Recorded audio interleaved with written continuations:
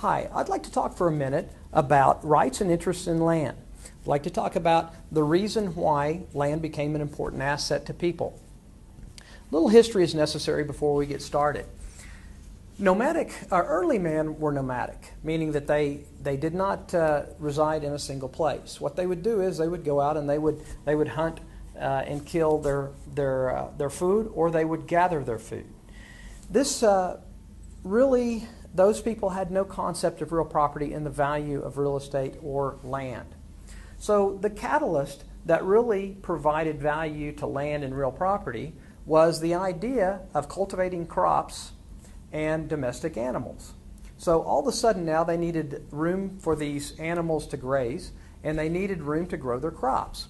So that's really the catalyst. When I ask you the catalyst for the value in land, that's really the catalyst. Now there are two systems of ownership. There is feudal and allodial. I want to talk about feudal first.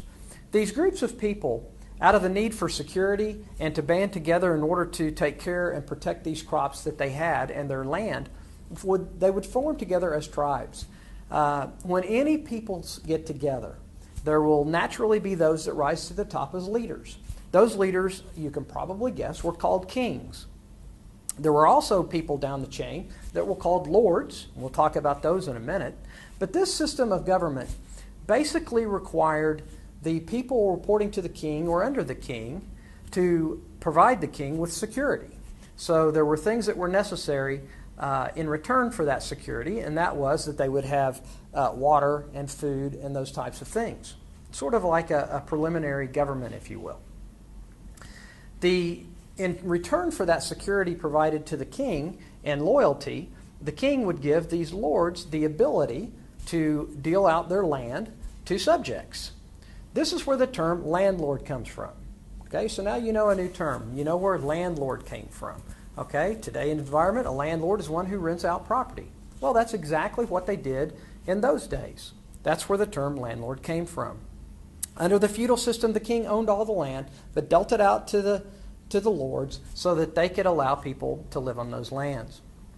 As time went on, the subjects gained the ability to actually transfer the land from the lords to their next of kin, to their heirs. This prompted the new system, which we call allodial, that you'll read about. That's the system that we have in America. This system came when the English came here, and so we got it from the British. And that's the system that we have today, the allodial system. Now, the interesting thing about the allodial system is we still need some of the things that the king required back in the early days. And there are four things really that the king needed.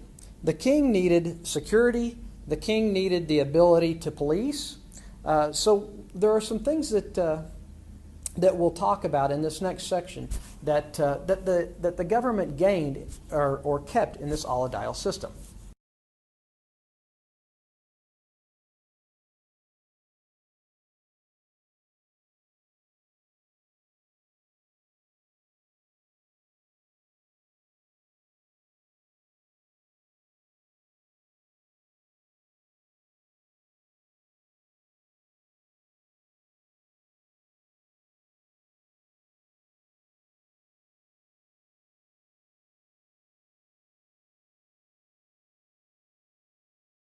I briefly want to say a few things about the rights that the government kept in land. There are four that they kept. The first one that I want to talk about is property tax. The government retained the right to tax citizens for their land. This property tax generates around 70% of all local revenue used for schools, police, fire, roads, all those types of things, generally collected in a county scenario. The second one is eminent domain. This right was kept by the government so that they could do infrastructure expansions. This gives the government the ability, with two conditions, to take the property from citizens. Those conditions are, it must be in the public good. In other words, it has to be taken to do some type of improvement or some type of activity that will benefit the entire population. The second thing is they must be given just compensation for that land. So in this scenario, the government could actually take property, given the fact that it's for the public good and that they justly compensate the individual. They can take that land to build highways, railroads, schools, and those types of things. A lot of controversy comes in eminent domain that you're going to read about and you're going to see videos about in this module related to governments taking property and then releasing or giving it to private companies. The justification for this is the private company would build a factory or something that would provide either property tax in the future or income tax out of the jobs that would produce. So those are some of the controversies that we're going to talk about and you're going to read about in this module. The next one is police power. Police power gives them the ability to collect those taxes. It also gives them the ability to protect citizens, to keep order in the communities. So this is called police power, the third right that the government kept. So far we have property tax, we have eminent domain, and we have police power. The last one I want to talk about is something called escheat. Escheat may be what you say whenever this happens to you. So be very careful. You might even check with your family to make sure that you have good wills or trusts in place that dictate exactly what is going to happen to real property once that person passes away. If there is no device in place, if there is no instructions given when somebody passes away, and there are no heirs, then the government is going to take that property by escheat. So that's the fourth right that the government kept.